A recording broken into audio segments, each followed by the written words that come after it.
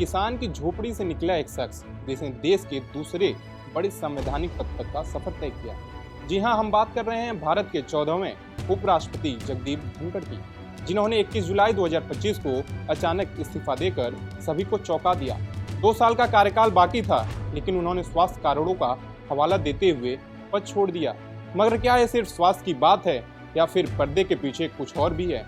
आज के इस वीडियो में हम आपको बताएंगे उनके सफर, उनके फैसले और उन सवालों को जो अब उठने लगे हैं। 21 जुलाई 2025 एक तारीख जो भारत की राजनीतिक के इतिहास में दर्ज हो गई है।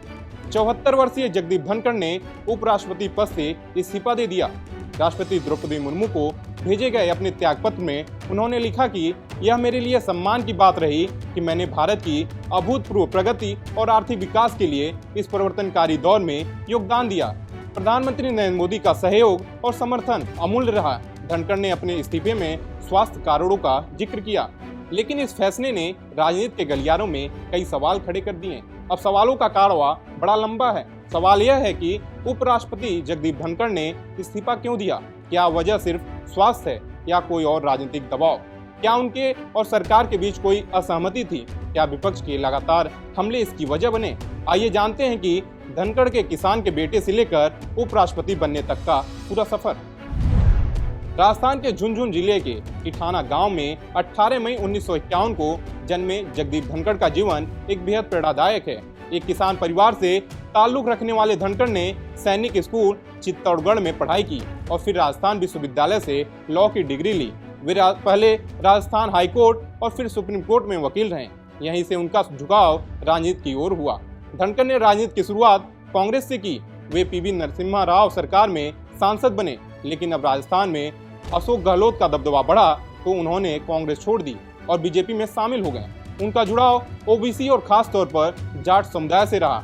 वे ओबीसी आरक्षण की मांगों को लेकर कई बार खुलकर सामने आए। 1990 में चंद्रशेखर सरकार में वे केंद्रीय मंत्री बने। साल 2019 में जगदीप धनखड़ को पश्चिम बंगाल का राज्यपाल बनाया गया। तब उनकी असली पहचान सामने आई। धनखड़ का रवैया साफ था। कानून व्यवस्था और विश्वविद्यालयों में हस्तक्षेप पर ममता बनर्जी सरकार को बार बार आड़े हाथों लेना। उनके कार्यकाल में बंगाल और केंद्र के रिश्ते कई बार तल्ख हुए। संघीय ढांचे पर बहस, राज्यपाल बनाम मुख्यमंत्री का विवाद, सब कुछ सुर्खियों में रहा। फिर आता है साल 2022। जगदीप धनखड़ को उपराष्ट्रपति पद के लिए एनडीए का उम्मीदवार बनाया गया, लेकिन उनका राज्यसभा में विपक्ष से रिश्ता अक्सर टकराव वाला रहा। जब विपक्ष ने उन्हें हटाने की कोशिश की तो उन्होंने एक व्यंग्यात्मक बयान दिया।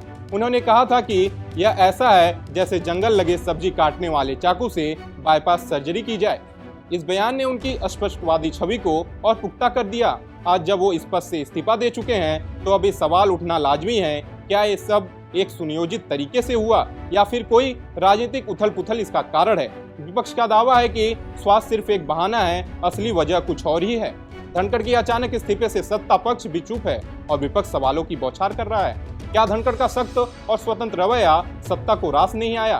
क्या राज्यसभा में सरकार और विपक्ष के बीच उनकी भूमिका विवाद का कारण बनी या फिर एक बड़ी रणनीतिक बदलाव की शुरुआत है? इन सवालों का जवाब फिलहाल तो भविष्य के आने वाले समय में पता चलेगा। जगदीप धनखड़ की कहानी वास्तव में एक प्रेरणा है। कैसे एक साधारण किसान का बेटा देश के सर्वोच्च संवैधानिक पदों तक पहुंचा। उन्होंने जहां जहां जिम्मेदारी संभाली वहां अपनी छाप छोड़ी। कभी बंगाल के कड़े राज्यपाल के रूप में तो कभी राज्यसभा में तीखे उपराष्ट्रपति के रूप में। अब जब वे इस्तीफा दे दिया है तो सवाल यह है कि क्या उनकी अंतिम राजनीतिक पारी थी या फिर अगला अध्याय बस शुरू होने वाला है? ये तो आने वाला वक्त बताएगा। फिलहाल अभी के लिए इतना ही। बाकी देश दुनिया के तमाम खबरों को देखने के लिए देखते रहिए पंजाब केसरी टीवी। हमसे जुड़े रहने के लिए हमारे YouTube चैनल को सब्सक्राइब करें और नई वीडियो की नोटिफिकेशन के लिए बेल आइकॉन को दबाएं।